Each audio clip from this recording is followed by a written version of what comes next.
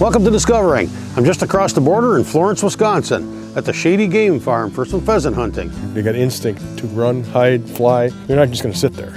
And we'll take a look at KAMO, Kids and Mentors Outdoors. Put your feet up and relax. It's Monday night and time for Discovering. The secret streams that flow beneath the cliffs of colored stone. Forest thick and healthy with birch and pine and oak. Surrounded by the greatest lakes this world has ever known. The black bear's awesome presence as he roams the hills and fields. Call of the timber wolf, the loon's lonesome trill. The eagle soaring high above, the trout lies deep and still. These are what I treasure,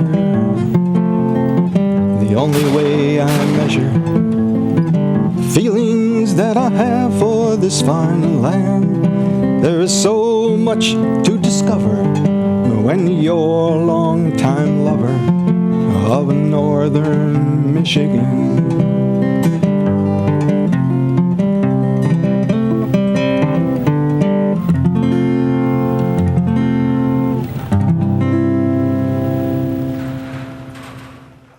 I recently got together with Hook Heuver Guide Service, which is Jim LABESKE and his dog Hoover, for some fishing and pheasant hunting. This is the Hooks part, and this is the Hoover part. We started out with a day of fishing on Portage Lake. Other than one pike, the fish didn't cooperate that day, but it was a gorgeous day on the lake, and I did get to learn a little bit about skinny dippers. These are skinny dipper custom lures. Jenny Racine paints these. My partner, Captain Ron Racine Jr., they have an online business, Skinny Dipper Custom Lures. And she'll paint them on several different things. Bandits, deep husky jerks, reef runners, Smithwicks. Very pretty, but they also catch fish. Well, we're out here today getting ready to do a little shoot. We're at Shady Game Farm. Howard Reed and Cheryl Reed. They've been doing this for quite a few years, and we've been coming down for, I can't remember how many years, but lots. And it gives us a chance to work Hoover, our German wire-haired pointer, on some pheasants. Where's the birds? Where's the birds? Huh? The farm is 400 acres, borders the Brule River. We've got 3 different fields that are set aside for releasing pheasants. The corn is cut here in about a month or so, and then they can hunt the whole farm. And all the woods is thinned so that you can actually hunt the woods. You can even set your birds in the woods. It's very, very open woods. How it's done is that you have to make a date to come, a certain time to come, and how many birds you want. Of course, I catch the birds. You're given a field. We have a minimum of 5 birds to get the field. And you can stay in that field as long as you want. Most people don't. After 3-4 hours, the dog is tired, they're tired. You can hunt all day long if you'd like. Most guys come in the morning, and there's usually anywhere from 2 to 3-4 guys that come together, and usually there's 1 or 2 dogs. You can split up in the fields, or you can all go in one field. We got pretty good sized fields that you can run about 6 guys in a field with a couple of dogs pretty easily. Like I said, the woods that's bordering the fields is all huntable because it's all thinned. Very much like being out west, quite frankly. With the 400 acres, there's quite a bit of room. Brian asked about why I've got tape on my glasses. It's not because it's a nerd thing. I'm left eye dominant, so when I throw the gun up, my left eye wants to follow and pick up the bead on the gun, so I'm always shooting on an angle. So when I tape this up, it lies to my brain. My eye looks at that tape and focuses here, and then my other eye looks down the barrel, okay? And so I'm shooting that way. If not, then the gun is actually canting. You can either shoot really well one way, but very terrible the other way because you're always behind the bird.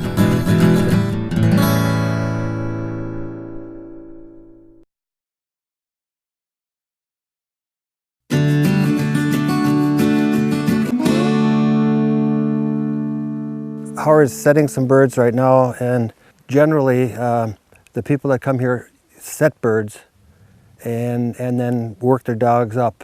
Sometimes the birds will sit there, sometimes they won't. They'll go away. I prefer them to go, kind of move around, and then you're really true hunting. We'll set a few birds today, and then maybe we just release them and let Hoover try to find them up in the woods. Okay, the problem with getting the bird out of the box, you got to watch out he doesn't jump out on you and fly away. You got to be careful when you get them in here. You run and grab them with the wing and the leg, like this. You got a good hold on them. And when you go to set them, you take the two legs like this, in this hand, get the head under the wing like this. And you're going to take them over and you're going to rock them underneath and put them underneath the grass, okay? Take them over here.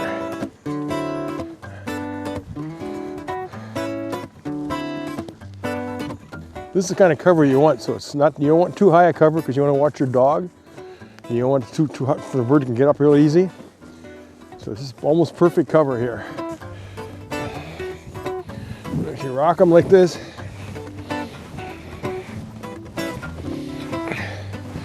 stick him down in here, and hopefully he's not going to fly now. And I pull the legs, get the air out of him, push with your left hand a little bit. You don't want to hurt him, and walk back.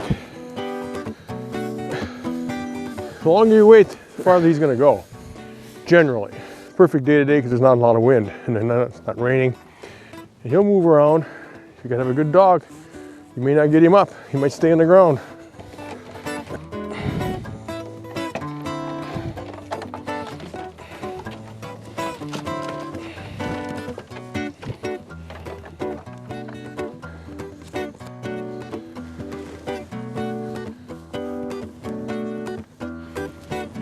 Yeah, the worst thing is you put the bird down, he flies away, and the guy can't even get him, you know. So you want to dizzy him up a little bit, then you pull those legs out there and push down, get the air out of him.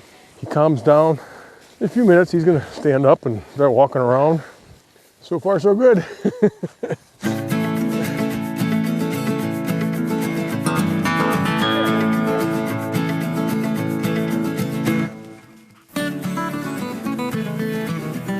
He's soft.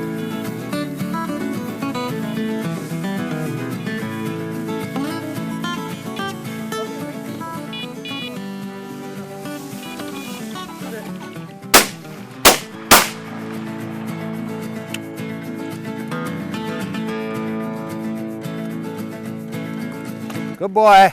Thank you. Out. Out. Out.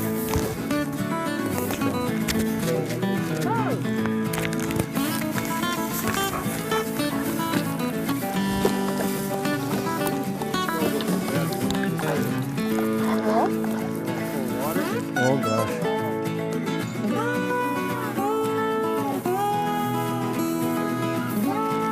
That's 3.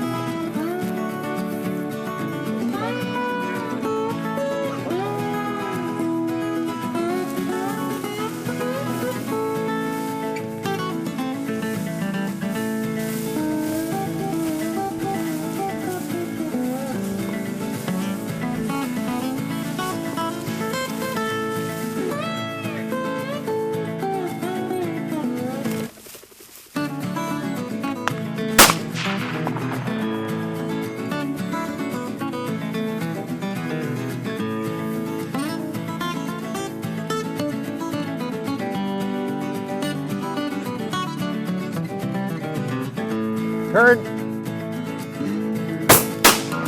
Jesus.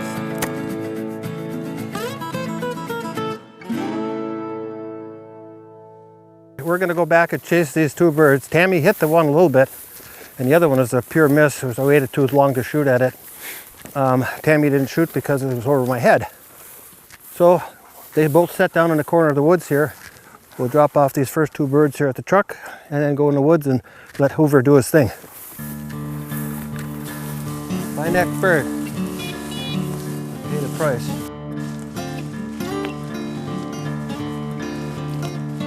Here. Hey. Over.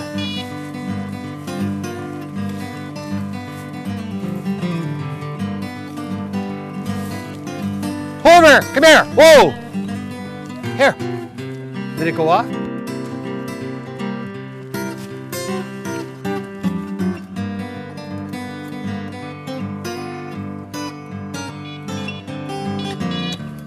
I'm guessing that's what he's got, is that scent from that bird that got up earlier and flew into the corn. There's not much you can do. When a bird is running like that, the dog's going to stay with him, and eventually the bird's going to get up. So if we were track stars, we would have been there. looked like he was hot there for a second.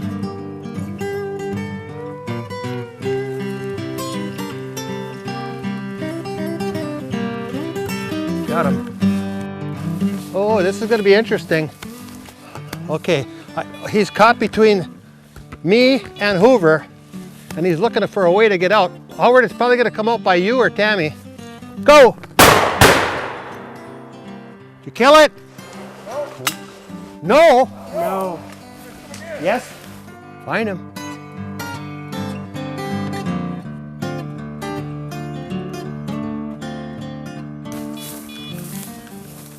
Whoa.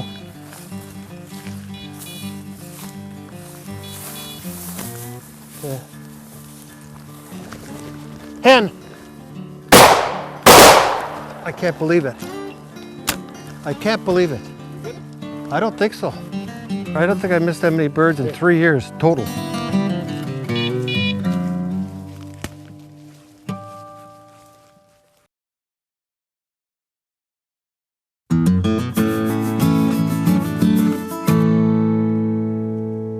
These pheasants I've been buying from the same producer in Medford, Wisconsin. It's called Krug's, and they're one of the larger producers in Wisconsin. And I have to buy my birds, believe it or not, in January because she sells all her birds that she doesn't sell locally to South Dakota. The birds in South Dakota are not wild birds. A lot of producers in Wisconsin sell them to South Dakota.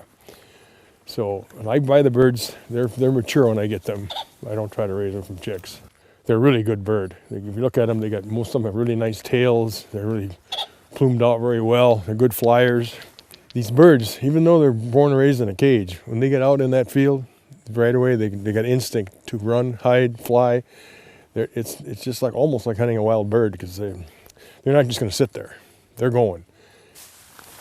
Whoa!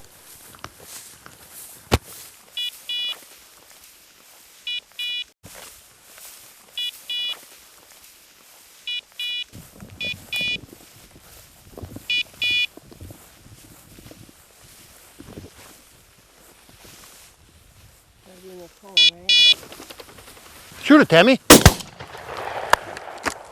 You both shot it. When you buy the birds, you can either set them yourself or I can set them for you. I'll charge you if I have to set them. Why it does that. Most guys want to set them themselves. If they take 10 or 15 birds, you want to put out 5 at a time. Don't put them all out at once. We made a nice shot there. I'll carry your birds. You keep shooting them, I'll carry them. By the time you get to the end of the birds, they're already scattered off and you may not get them. They're not just going to sit there. So it's harder than you think.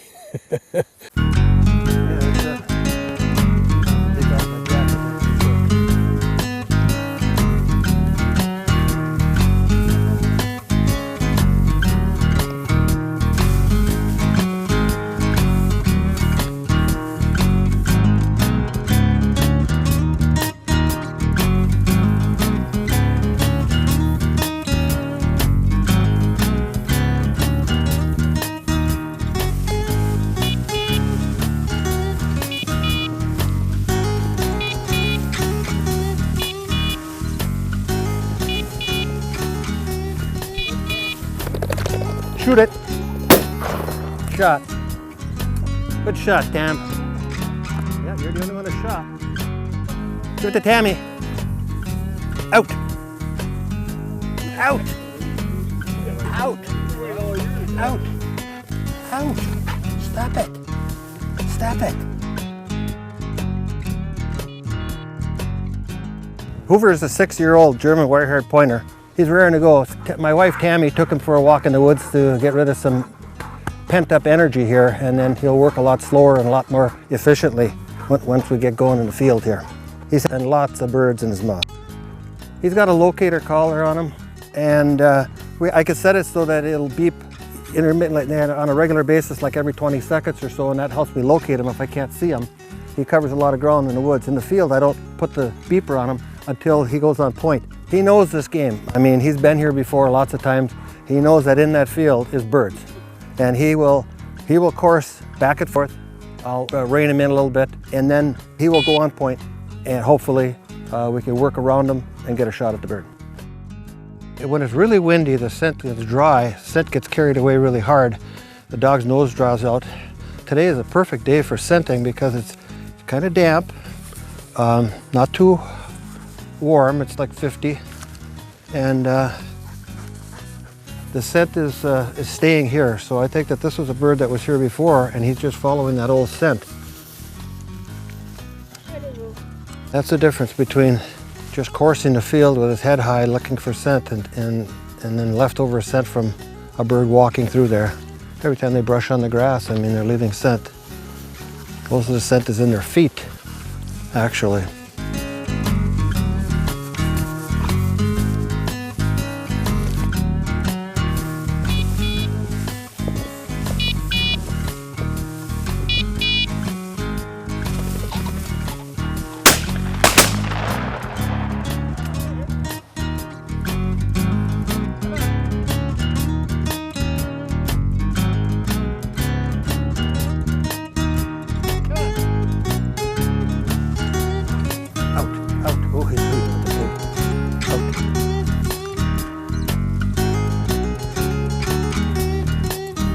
Leave it. Leave it.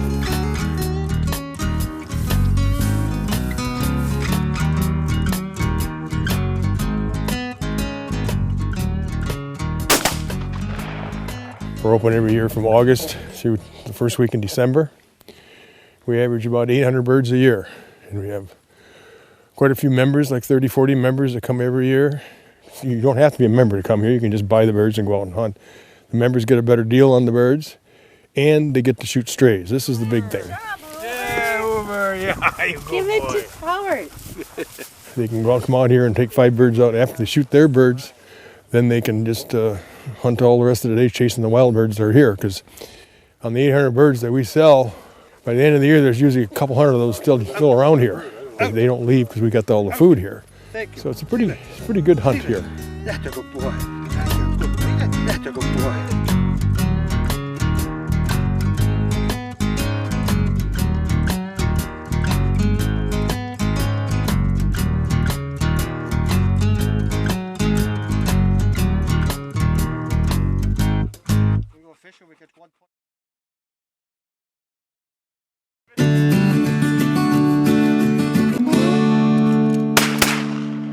I was back at the Shady Game Farm the following day with the Northwoods chapter of KAMO, Kids and Mentors Outdoors. KAMO is a unique group that provides Wisconsin communities with outdoors education activities for children and families. Today's pheasant shoot, and I'm thinking this is our roughly 12th pheasant shoot. We're out here at Howard Reed's game farm, and Howard is gracious enough to host us. Everybody shows up around 8:30 in the morning, registers. They get a hunter safety speech, and everyone is taught to respect their kill. Then we go into clays, and everybody is required, whether you're a novice or pretty good at this, they have to hit at least 5 clays before they come up here in the field. Sometimes this is the first time a child has handled a shotgun. And even though we've had hunter safety, we want to make sure that they're ready to come up here. And safety is of the utmost importance to all of this. So the youth come up into the field, and we set a bird, 1 bird per youth, and that youth goes out with a guide and with a dog handler. And we have this year 3 very gracious gentlemen who have offered to let us use their dogs.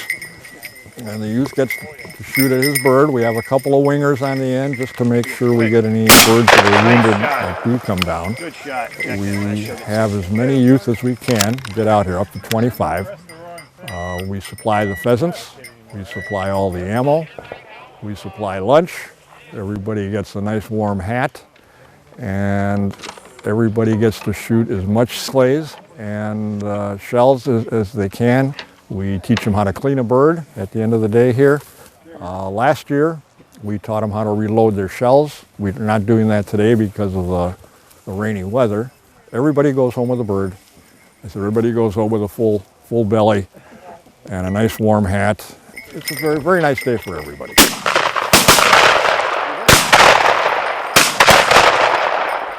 And KAMO was started back in 2007. And the Northwoods chapter was one of the 3 founding clubs. And I believe now we're up to 7, and most of the clubs are downstate.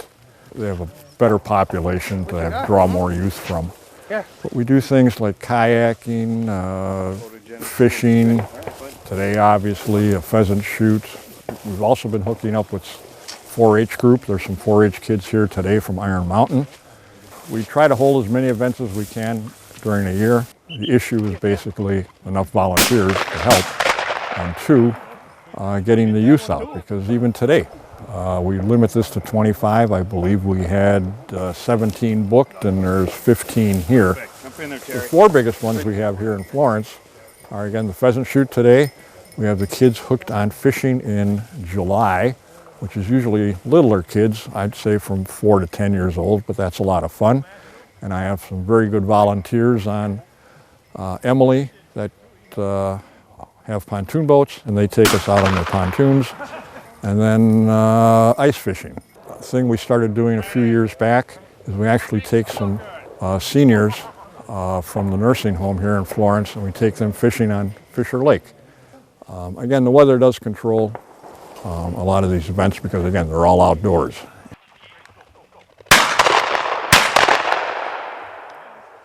Okay, the importance of what we're trying to do is show kids that there is an alternative to regular sports where a lot of kids are involved in, which is good. Electronic devices, which tend to keep people inside.